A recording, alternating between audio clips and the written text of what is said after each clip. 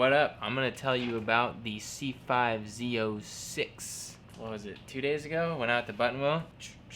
I got some video of me going out in the Z06. I wasn't expecting to take the Z06 out. I didn't really prep it all the way. It's a really neat car. I left at 3:30 in the morning, so I noticed the pop-up headlights, and then also it has a speed readout. It's called a heads-up display. It gets put up on your windshield, and you see your speed, you see your oil pressure, and your tack, and that's neat. That's neat out on the track, because you never have to look at your speedo. Yeah, I went out on the track, started out really slow, because I'm on street tires. I was running about a 220. Next session, I kicked it up a notch, and I was running 209s around Buttonwillow on street tires, which is impressive. If I put good tires on there, probably running too flat in that car without race pads or anything, and that's impressive. The C5 Z06 is the best car that you can buy dollar for dollar compared to anything else. There's nothing out there in the price range that will perform anywhere near as good as that car. It's as simple as that. That is a phenomenal car, and I'm really glad I bought one to try it out. The temperatures outside were up over 100 degrees, and so after a few laps my tires would get greasy and the car would be pretty sensitive.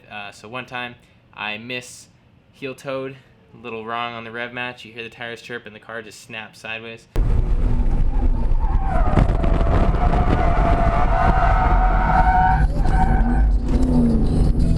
So that was exciting.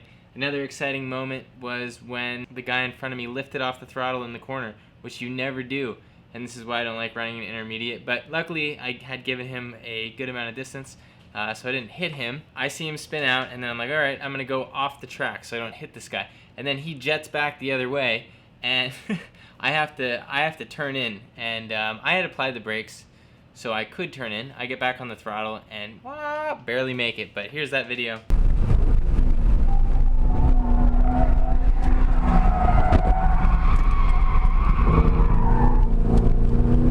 Yeah, that was scary, right? That's why you don't push it hard in a driving event. You want to bring your car home in one piece. So that was that. I'm still getting to know the Corvette, so I can't really give you a full-on review just yet. Oh, the other issue was I did not have traction control. That's another problem with the car when I bought it. I didn't have traction control or ABS when I was out on the track, so I had to drive a little bit conservatively. I'm sure if I could try out that active handling feature, I would have dropped my lap times even more, but I didn't. Everything was completely off, and so I had to drive pretty conservatively. I took another guy out on the track. He really enjoyed the Corvette as well. It's a lot of fun. Here's a clip of that. You can see how uneventful driving the Corvette is. It just does what it's told. It just goes around the corners.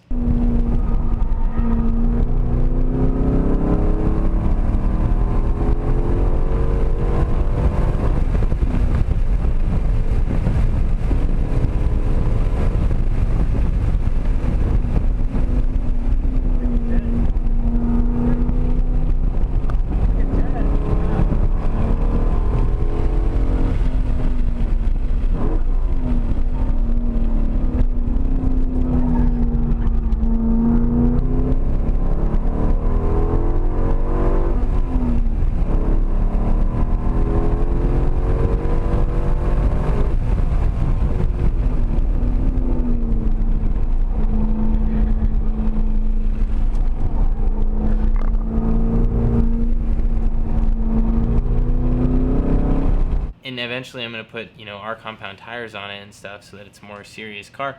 But it's a really great car out of the box. You don't have to do anything to it, and it's fast. And what's great about not having to do anything to it is you don't have to worry about how that's going to affect your resale, because you can sell it as a stock car. And that's great, because these cars they cost pretty much nothing these days. They are cheaper than a Honda S2000. Yeah, so that's it so far. I'll keep uploading videos. If you want to see what I've done to the Corvette so far, you can go through my maintenance videos and take a look at those. That is it for that. Thank you for watching, and enjoy your car.